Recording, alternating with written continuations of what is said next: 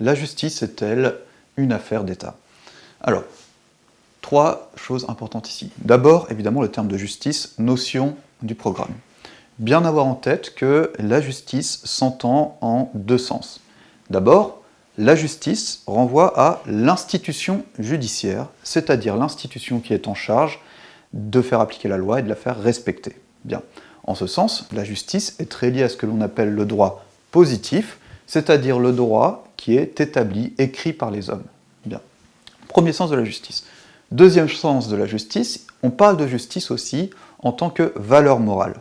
La justice, ici, est une vertu, c'est la capacité que nous pouvons avoir à agir avec les autres en respectant l'égalité.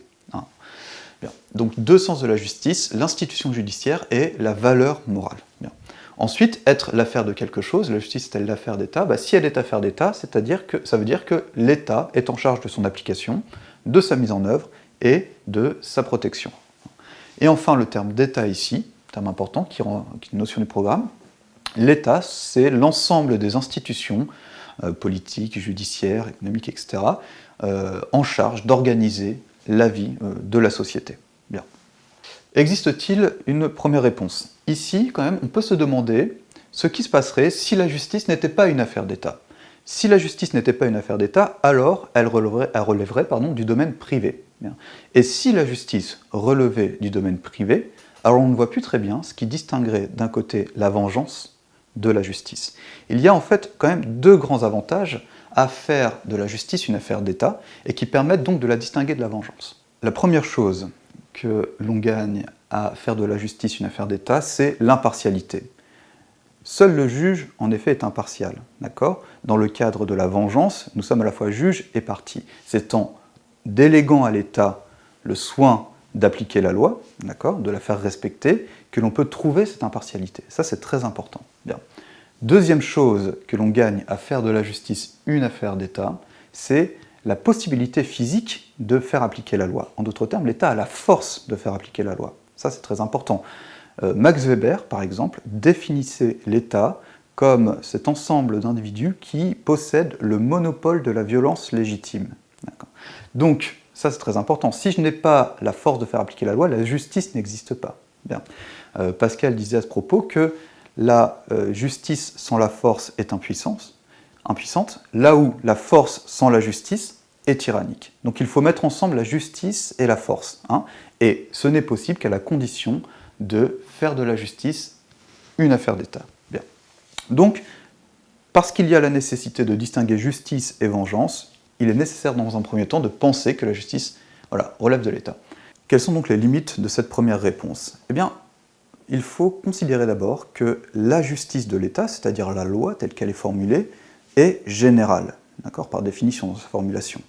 Sauf que cette loi a pour vocation de s'appliquer à des cas particuliers. Il y a un passage du général au particulier dans l'application de la loi. Bien. Et tous les cas particuliers ne se ressemblent pas, ils sont tous différents. En d'autres termes, l'application de la loi exige une disposition individuelle, c'est-à-dire la capacité à corriger la rigueur de la loi pour l'appliquer de la manière la plus juste possible à la situation que l'on traite. Bien. Cette disposition individuelle peut même permettre d'éviter que la loi appliquée devienne injuste dans son application. Ce n'est pas la même chose, par exemple, que de voler parce que l'on est dans la nécessité, que de voler alors qu'on n'est pas dans la nécessité. Bien. Donc, on voit de ce point de vue-là que la justice réclame une disposition individuelle, une capacité à avoir un sens du juste qui transcende le droit positif, d'accord ? Et de ce point de vue, la justice n'est pas que la justice de l'État. Bien. Donc, première chose. Deuxième chose, ensuite, c'est la distinction qu'il faut faire et qui est centrale entre ce que l'on appelle le légal d'un côté et de l'autre le légitime. Le légal, c'est ce qui est conforme à la loi, au droit positif. Le légitime, c'est ce qui est conforme non pas à la loi, mais à l'idée de justice. Or, si la justice n'était qu'une affaire d'État, alors il n'y aurait de justice que dans le légal.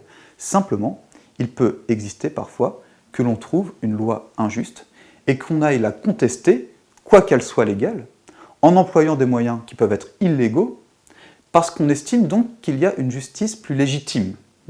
C'est par exemple ce que fait Antigone, en refusant d'obéir à la loi de Créon, et donc en offrant une sépulture à son frère. Elle agit de manière illégale, mais non pas illégitime. Voilà. Donc, bien voir que la justice est aussi une affaire individuelle, pas seulement de l'État, sous peine de ne plus faire la distinction entre le légal et le légitime.